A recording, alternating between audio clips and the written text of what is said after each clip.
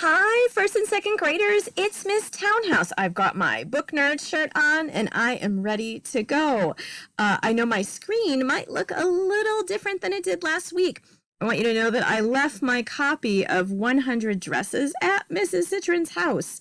Yes, we do go to each other's houses after school. So I think some people don't really know that, but we do. And after I left my book there, Governor Pritzker, he called a shelter in place. And so I was unable to, pick up my copy of 100 Dresses because everyone is, definitely practicing social distancing right now. So I felt the need to share with you that I do have the ebook of 100 Dresses. And so I stopped last week at chapter 3, but I'm just showing you that here now is chapter 4, which is called The Contest. And so feel free to listen alongside. You can even, alongside reading some of the words if you'd like.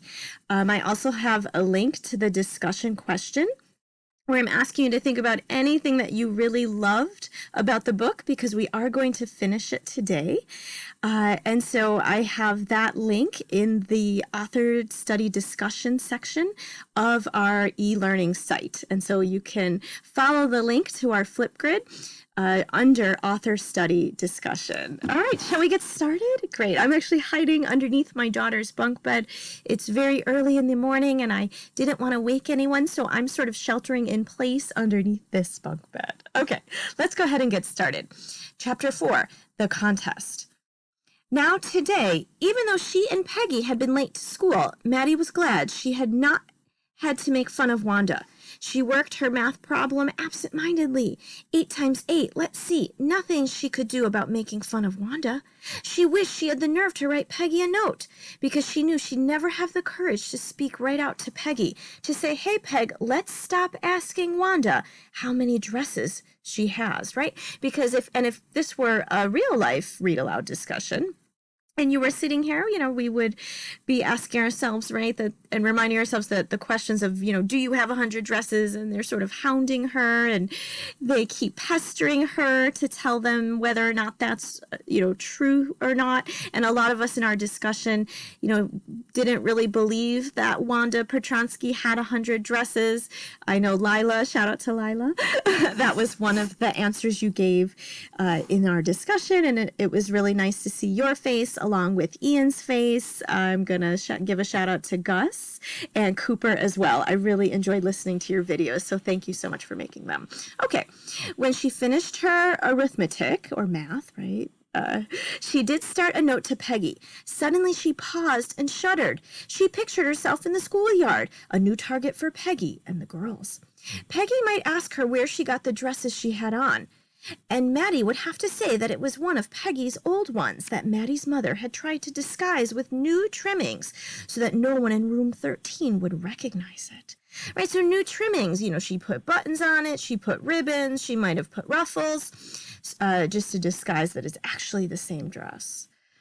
If only Peggy would decide of her own accord, right on her own, to stop having fun with Wanda. Oh, well, Maddie ran her hand through her short blonde hair as though to push the uncomfortable thoughts away.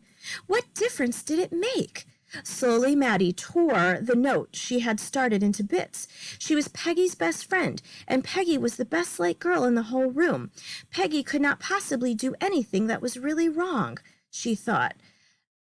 Right? Oh, I also wanted to share a thank you to Talia Shear, for her email. As for Wanda, she was just some girl who lived up on Boggins Heights and stood alone in the schoolyard. Nobody in the room thought about Wanda at all, except when it was her turn to stand up for reading. Then they had all hoped she would hurry up and finish and sit down, because it took her forever to read a paragraph. Sometimes she stood up and just looked at her book and couldn't or wouldn't read at all. The teacher tried to help her, but she'd just stand there until the teacher told her to sit down. Was she dumb or what? Maybe she was timid, right? Shy. The only time she talked in the schoolyard, was about her 100 dresses. Maddie remembered her telling about one of her dresses, a pale blue one with cerise-colored trimmings, and she remembered another chat was brilliant jungle green with a red sash. You'd look like a Christmas tree in that, the girls had said. and they pretended with pretended admiration, right? They're kind of just still being really bullyish towards her on the playground. If we were here together as a group, of course, we would say that, just how mean that is and how wrong it is and what it means to be an upstander in a situation like this, that, if you see someone acting cruel towards another friend, that it's really important to step in and say something.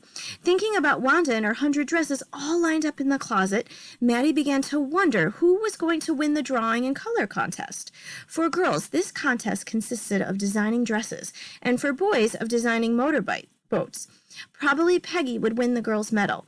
Peggy drew better than anyone else in the room. At least that's what everybody thought. You should see the way she could copy a picture in a magazine or some film star's head. You could also tell who it was. Oh, Maddie did hope Peggy would win. Hope so. She was sure Peggy would win. Well, tomorrow the teacher was going to announce the winners. Then they'd know. Thoughts of Wanda sank further and further from Maddie's mind, and by the time the history lesson began, she had forgotten all about her. Chapter 5. The 100 Dresses. The next day it was drizzling. Maddie and Peggy hurried to school under Peggy's umbrella. Naturally, on a day like this, they didn't wait for Wanda Petronsky on the corner of Oliver Street, the street that far, far away, under the railroad tracks and up the hill, led to Boggin's Heights. Anyways, they weren't taking chances on being late today, because today was important. Do you think Miss Mason will surely announce the winners today? Asked Peggy. Oh, I hope so. The minute we get in, said Maddie. And of course, and added, of course you'll win, Peggy. Hope so, said Peggy eagerly. The minute they entered the classroom, they stopped short and gasped. There were drawings all over the room, on every ledge, every windowsill, tacked to the tops of the blackboards, spread over the bird charts, dazzling colors and brilliant, lavish designs, all drawn on great sheets of paper, wrapping paper. There must have been 100 of them, all lined up. These must be the drawings for the contest. They were! Everybody stopped and whistled or murmured admiringly. As soon as the class had assembled, Miss Mason announced the winners. Jack Beggles had won for the boys, she said, and his design of an outboard motorboat was on exhibition in room 12, along with the sketches by all the other boys.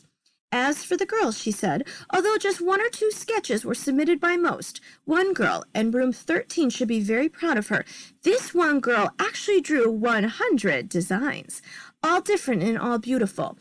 In the opinion of the judges, any one of her drawings is worthy of winning the prize. I am happy to say that Wanda Petronsky is the winner of the girls' medal. Unfortunately, Wanda has been absent from school for some days and is not here to receive the applause that is due to her. Let us hope she will be back tomorrow.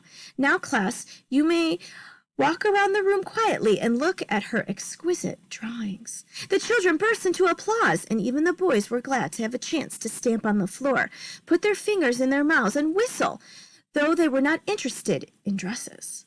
But you can still kind of do a whistle like that, even though we're not really supposed to touch our faces right now. Maddie and Peggy were among the first to reach the blackboard to look at the drawings. Look, Peg, whispered Maddie. There's that blue one she told us about. Isn't it beautiful? Yes, said Peggy, and here's that green one. Boy, and I thought I could draw. While the class was circling the room, the monitor from the principal's office brought Miss Mason a note. Miss Mason read it several times and studied it thoughtfully for a while. Then she clapped her hands and said, "Attention, class! Everyone back to his seat!" When the shuffling of feet had stopped and the room was still and quiet, Miss Mason said, "I have a letter from Wanda's father that I want to read to you." Miss Mason stood there a moment, and the silence in the room grew tense and expectant. The teacher adjusted her glasses slowly and deliberately. Her manner indicated that what was coming, this letter from Wanda's father, was a matter of great, great importance. Everybody listened closely as Miss Mason read the brief note. "Dear teacher, my Wanda will not come to your school anymore. Jake also. Now we move away to big city. No more hollering, no more asking why the funny name. Plenty of funny names in the big city. Yours truly, Jan Petronsky." That's a really sad note. A deep silence met the reading of this letter. Miss Mason took her glasses off, blew on them, and wiped them on her soft white handkerchief. Then she put them on again and looked at the class. When she spoke, her voice was very low. I am sure none of my boys and girls in room 13 would purposely and deliberately hurt anyone's feelings because his name happened to be long and unfamiliar, right? Remember, she has like a really funny last name. I have a really funny last name, right? Townhouse, it's kind of funny. And my email is a townhouse, which is even funnier to people. I prefer to think that what was said in thoughtlessness, right? That people just weren't really thinking when they decided to bully Wanda. I know that all of you feel the way I do, that this is a very unfortunate thing to have happened. Unfortunate and sad, both. And I want you all to think about it. The first period was a sturdy period. Maddie tried to prepare her lessons, but she could not put her mind on her work. She had a very sick feeling in the bottom of her stomach. True, she had not enjoyed listening to Peggy ask Wanda how many dresses she had in her closet, but she had said nothing. She had stood by silently, and that was just as bad as what Peggy had done. Worse, she was a coward, right? So a coward, there's so many ways to define what that means, but really, again, it's not being that upstander. It's more being a bystander. You're just, you're not saying anything, and you're sort of just hiding from the problem. At least Peggy hadn't considered they were being mean, but she, Maddie, had thought they were doing wrong. She had thought, supposing she was the one being made fun of, she could put herself in Wanda's shoes. But she had done just as much as Peggy to make life miserable for Wanda by simply standing by and saying nothing.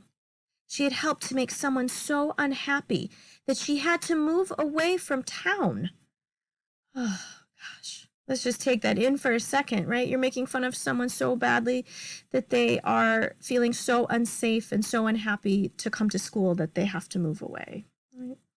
Goodness, wasn't there anything she could do? If only she could tell Wanda she hadn't meant to hurt her feelings. She turned around and stole a glance at Peggy. But Peggy did not look up. She seemed to be studying hard. Well, whether Peggy felt badly or not, she, Maddie, had to do something. She had to find Wanda Petronsky. Maybe she had not yet moved away, right? That's a great solution. Maybe she could still find her. Maybe Peggy would climb the heights with her, and they would tell Wanda she had won the contest, and that they thought she was smart, and that the 100 dresses were beautiful. When school was dismissed in the afternoon, Peggy said with pretended casualness, "Hey, let's go and see if that kid has left town or not," meaning Wanda. So Peggy had the same idea as Maddie had. Maddie glowed. Peggy was really all right. Just as she always thought, Peg was really all right. She was okay, right? That she's a safe person to be friends with because she wants to find Wanda and make it better. Okay, chapter 6, Up on Boggins Heights. The two girls hurried out of the building, up the street towards Boggin Heights, the part of town that wore such a forbidding air on this kind of a November afternoon, drizzly, damp, and dismal. Well, at least, said Peggy gruffly, I never did call her a foreigner, right, an outsider, or make fun of her name. I never thought she had the sense to know we were making fun of her anyways. I thought she was too dumb. And gee, look how she can draw, and I thought I could draw. I feel like they're still making fun of her, though. Maddie could say nothing. All she hoped was that she would find Wanda, just so she'd be able to tell her they were sorry they had picked on her. And just to say how wonderful the whole school really thought she was. And please not to move away, and everybody would be nice. She and Peggy would fight anybody who was not nice, right? Being an upstander, finally. Maddie fell to imagining a story in which she and Peggy assailed any bully who was going to pick on Wanda. Petronsky-onsky, somebody would yell, and she and Peggy would pounce on the guilty one, right? They kind of confront them and get in their faces. Hopefully not be physical with them. We don't want to put our hands on anyone. For a time, Maddie consoled herself with these thoughts, but they soon vanished, and again she felt unhappy and wished everything could be nice the way it was before any of them had made fun of Wanda. Brrr! How drab and cold and cheerless it was up here on the heights. In the summertime, the woods, the sumac, and the ferns that grew along the brook on the side of the road were lush, and made this a beautiful walk on Sunday afternoons. But now it did not seem beautiful. The brook had shrunk to the merest trickle, and today's drizzles sharpened the outlines of the rusty tin cans, old shoes, and forlorn remnants of a big black umbrella on the bed of the brook. The two girls hurried on. They hoped to get to the top of the hill before dark. Otherwise, they were not certain they could find Wanda's house. At last, pulling and panting, they rounded the top of the hill. The first house, that old rickety one, belonged to Old Man Svensson. Right? Remember, he was in the earlier chapters.